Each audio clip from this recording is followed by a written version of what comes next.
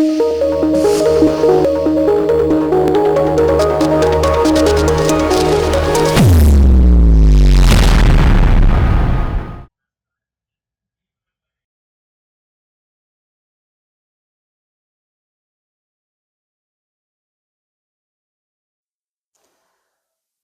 ನಮಸ್ಕಾರ. RSS ಸ್ಥಾಪನೆಯಾದಾಗ doctor Hedgewar ಅವರು ಅದನ್ನು ಒಂದು ಜಾತಿ ಭೇದರಹಿತ ಸಂಘಟನೆಯನ್ನಾಗಿ ರೂಪಿಸುವಂಥ ಕಲ್ಪನೆಯನ್ನು ಹೊಂದಿದ್ರು. ಬರೀ ಕಲ್ಪನೆ ಹೊಂದಿದ್ರೆ ಸಾಲದು, ಅದನ್ನು ಸಾಧಿಸಿಯೂ ತೋರಿಸಿದ್ರು.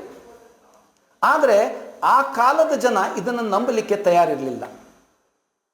ಅವರಲ್ಲಿ ಸ್ವತಃ ಮಹಾತ್ಮ ಗಾಂಧೀಜಿಯವರು ಒಬ್ಬರಾಗಿದ್ದರು. ಆದರೆ ಗಾಂಧೀಜಿಯವರು ಯಾವುದನ್ನೇ ಆಗಲಿ, ಯಾವುದೇ ಸತ್ಯವನ್ನಾಗಲಿ ಪ್ರಯೋಗದ ಮೂಲಕವೇ ಕಂಡುಕೊಳ್ಳುವಂಥವರು, ಒಪ್ಪುವಂಥವರು. ಸಂಘದಲ್ಲಿ ಎಲ್ಲ ಜಾತಿಯ ಜನರು ಬೆರೆಯುವ, ಒಡನಾಡುವ, ಊಟ ಮಾಡುವ ಪರಿಸ್ಥಿತಿ ಇದೆ ಅನ್ನೋದನ್ನು ಒಪ್ಪಲಿಕ್ಕೆ ಮಹಾತ್ಮ ಗಾಂಧೀಜಿಯವರು ತಯಾರಿರಲಿಲ್ಲ. ಹೀಗಾಗಿ ಇದನ್ನು ಪರೀಕ್ಷಿಸಲಿಕ್ಕಾಗಿ ಅವರು ಸ್ವತಃ 1934ರಲ್ಲಿ ವಾರ್ಧಾದಲ್ಲಿ ನಡೆಯುತ್ತಿದ್ದಂಥ ಸಂಘದ ಶಿಬಿರಕ್ಕೆ ಭೇಟಿ ನೀಡ್ತಾರೆ. ಅಲ್ಲಿ ಒಡನಾಡಿ, ಆಟವಾಡಿ, ಊಟ ಮಾಡ್ತಾ ಇರುವಂಥ ಬೇರೆ ಬೇರೆ ಸ್ವಯಂ ಸೇವಕರನ್ನು ಸ್ವತಃ ಮಾತಾಡಿಸಿ ಇದನ್ನು ಮನಗಾಣ್ತಾರೆ. ಅದರ ನಂತರ ಅವರು ಸಂಘದ ಸಂಸ್ಥಾಪಕರಾದಂಥ ಡಾಕ್ಟರ್ ಹೆಡ್ಗೇವಾರ್ ಅವರನ್ನು ವೈಯಕ್ತಿಕವಾಗಿ ಭೇಟಿ ಮಾಡಿ ಅಭಿನಂದಿಸ್ತಾರೆ. ಅಷ್ಟೇ ಅಲ್ಲ, ಇದನ್ನು ಹೇಗೆ ಸಾಧಿಸಿದ್ರಿ ಅಂತ ಅವರನ್ನು ಪ್ರಶ್ನೆ ಕೇಳಿ ಅನೇಕ ಅಂಶಗಳನ್ನು ತಿಳಿದುಕೊಳ್ತಾರೆ. ಸಂಘದ ಕುರಿತಾದ ಈ ಕೆಲವೊಂದು ಸಂಶಯಗಳು ಇವತ್ತಿಗೂ ಕೆಲ ಜನರಲ್ಲಿ ಹಾಗೇ ಇದ್ದಾವೆ. ಇರಲಿ, ಪರವಾಗಿಲ್ಲ.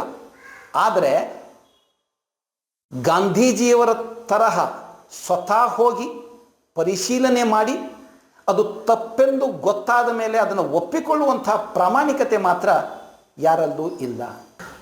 ಅದಕ್ಕೆ ಬದಲಾಗಿ ಅಲ್ಲೂ ಜಾತೀಯತೆ ಇದೆ, ಅಲ್ಲೂ ಅಸ್ಪೃಶ್ಯತೆ ಇದೆ, ಅವರೂ ಸಹ ನಮ್ಮಂತೆಯೇ ಅಂತ ತೋರಿಸುವಂಥ ಒಂದು ಹಪಾಪಿ, ಅದನ್ನು ಬೇಕಾದರೆ ಕಪಟ ಮಾರ್ಗದಿಂದಾದರೂ ಪರವಾಗಿಲ್ಲ, ಅದನ್ನು ಸಾಧಿಸಿ ತೋರಿಸಬೇಕು ಅನ್ನೋ ಹಪಾಪಿಯೇ ನಮಗೆ ಎಲ್ಲ ಕಡೆ ಕಾಣ್ತಾ ಇದೆ. ಇನ್ನೊಂದು ಘಟನೆ ಜವಾಹರ್ಲಾಲ್ ನೆಹರು ಅವರಿಗೆ ಸಂಬಂಧಿಸಿದ್ದು. ಅವರು ಮುಂಚಿನಿಂದಲೂ RSS ಬಗ್ಗೆ ಒಂದು ತಿರಸ್ಕಾರವನ್ನೇ ಬೆಳೆಸಿಕೊಂಡು ಬಂದಂಥವರು. ಅವರು ಸದಾ ಈ ಆದರ್ಶವಾದಿ ಕಲ್ಪನೆಗಳನ್ನೇ ಹೊತ್ತುಕೊಂಡಂಥವರು. ಅದೇ ರೀತಿ ತಮ್ಮ ಅನೇಕ ನೀತಿ ನಿಯಮಗಳನ್ನು ಅದೇ ರೀತಿ ರೂಪಿಸಿದವರು. ಅವರ ಪಂಚಶೀಲ ತತ್ವಗಳು, ಹಿಂದಿ ಚೀನಿ ಭಾಯಿ ಭಾಯಿ, ಈ ಎಲ್ಲ ಆದರ್ಶವಾದಿ ಕಲ್ಪನೆಗಳು ದುರಂತ ಅಂತ್ಯ ಕಂಡದ್ದು 1962ರಲ್ಲಿ ಚೀನಾ ನಮ್ಮ ಮೇಲೆ ದಾಳಿ ಮಾಡಿದಾಗ. ಆ ಯುದ್ಧದ ಸಮಯದಲ್ಲಿ ನೆಹರು ಅವರ ಕಣ್ಣಿಗೆ ಕಟ್ಟಿದ್ದ ಪರದೆ ಹರಿಯುತ್ತದೆ, ವಾಸ್ತವ ಪ್ರಪಂಚದ ದರ್ಶನವಾಗ್ತದೆ. ಅಲ್ಲಿಯ ತನಕ ಅವರಿಗೆ ಪರಮಾಪ್ತರಾಗಿದ್ದಂಥ ಭಾರತೀಯ ಕಮ್ಯುನಿಸ್ಟರೂ ಸಹ ಚೀನಾ ಪರವಾಗಿ ನಿಲ್ತಾರೆ. ಆಗ ಅತ್ಯಂತ ಹತಾಶ ಸ್ಥಿತಿಯಲ್ಲಿದ್ದಂಥ ನೆಹರು ಅವರ ಬೆಂಬಲಕ್ಕೆ ಧಾವಿಸಿದ್ದು ಇದೇ RSS. ಆಗಿನ ಸಂಘದ ಸರ್ಸಂಘ ಚಾಲಕರಾಗಿದ್ದಂಥ ಶ್ರೀ ಗುರೂಜಿಯವರು ಬಹಿರಂಗವಾಗಿ RSSನ ಸಂಪೂರ್ಣ ಬೆಂಬಲವನ್ನು ಕಾಂಗ್ರೆಸ್ ಪಕ್ಷಕ್ಕೆ, ಅವರ ಯುದ್ಧದ ಸಮಯದಲ್ಲಿ ಅವರಿಗೆ ಬೇಕಾಗಿರೋ ಸಹಾಯಕ್ಕೆ ನಿಲ್ತಾರೆ.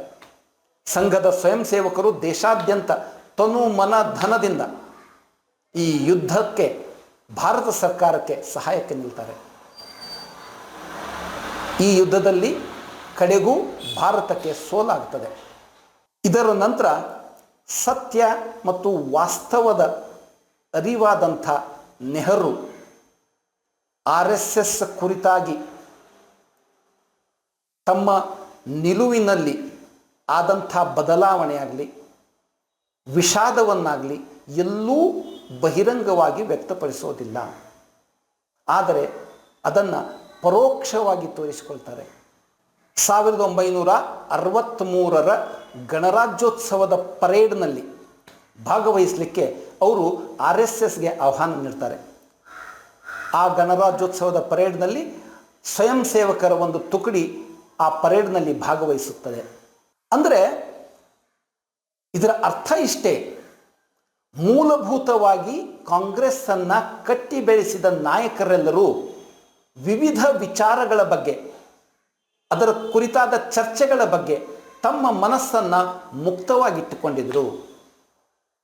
ವಾಸ್ತವ ಸ್ಥಿತಿ ತಾವು ತಿಳಿದದ್ದಕ್ಕಿಂತ ಭಿನ್ನವಾಗಿದೆ ಅಂತ ಗೊತ್ತಾದ ನಂತರ ತಮ್ಮ ಮನೋಭಾವವನ್ನು, ತಮ್ಮ ನಿಲುವನ್ನು ಬದಲಾಯಿಸಿಕೊಳ್ಳುವಲ್ಲಿ ಅವರು ಸ್ವತಂತ್ರವಾಗಿ ಆ ನಿಲುವುಗಳನ್ನು ಹೊಂದ್ತಾ ಇದ್ದರು.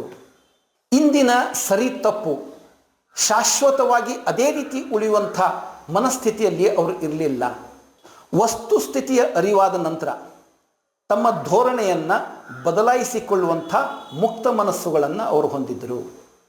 ಬಹುಶಃ ಇದು ನನ್ನ ಅಂದಾಜಷ್ಟೇ, ಬಹುಶಃ ನೆಹರು ಅವರೇ ಮುಂದುವರೆದಿದ್ದರೆ ಕಾಂಗ್ರೆಸ್ ಪಕ್ಷ RSS ಜೊತೆಗಿನ ತನ್ನ ಸಂಬಂಧಗಳನ್ನು ಇನ್ನಷ್ಟು ಗಟ್ಟಿಗೊಳಿಸಿಕೊಳ್ತಾ ಇತ್ತು. ಆದರೆ ಅದು ಹಾಗಾಗಲಿಲ್ಲ.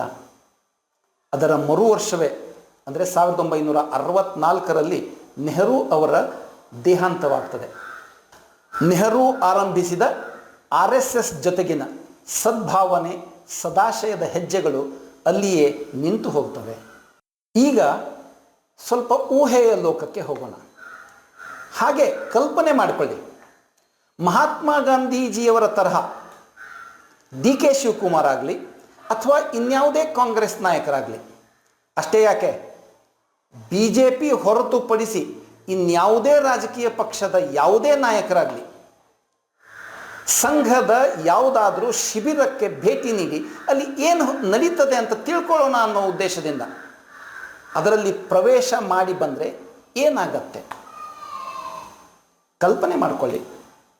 ನನ್ನ ಕಲ್ಪನೆ ಇಷ್ಟೇ, ಒಂದು ವೇಳೆ ಅವರೇನಾದರೂ ಸಂಘದ ಶಿಬಿರದ ಒಳಗಡೆ ಹೋಗಿ ಎಲ್ಲ ಸ್ವಯಂ ಸೇವಕರನ್ನು ಮಾತನಾಡಿಸಿಕೊಂಡು ಹೊರಗಡೆ ಬರೋದರೊಳಗಡೆ ಪಕ್ಷದಿಂದ ಅವರು ಉಚ್ಚಾಟನೆ ಆಗಿರ್ತದೆ. ನೀವು ಒಪ್ತೀರಾ?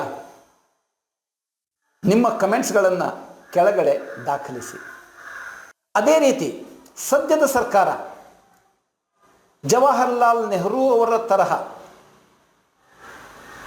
RSS ಅನ್ನು ಗಣರಾಜ್ಯೋತ್ಸವದ ಪರೇಡಿಗೆ ಆಹ್ವಾನಿಸಿದರೆ ಏನಾಗ್ತದೆ?